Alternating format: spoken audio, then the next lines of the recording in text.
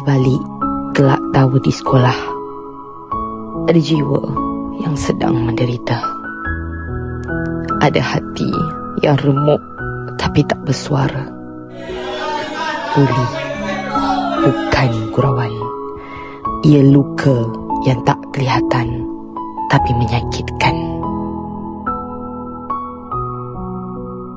Hari-hari dia lalui dengan luka yang disembunyikan.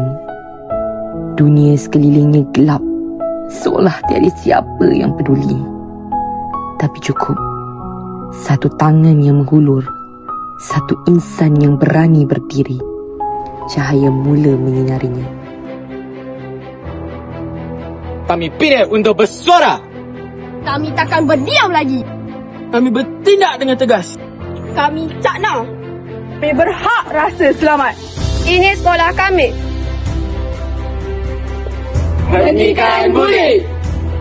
Kalau nampak buli, jangan diam. Laporkan kepada kami. Anda dibuli? Laporkan kepada kami.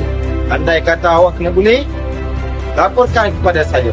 Kami buli. Berhenti buli. Johor Sensoi. Johor Sensoi.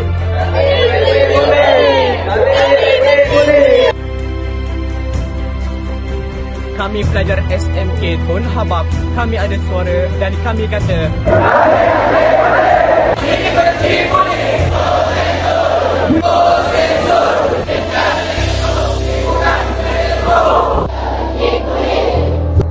setiap pelajar adalah pelindung. Setiap suara adalah kekuatan. Dan setiap tindakan adalah perubahan.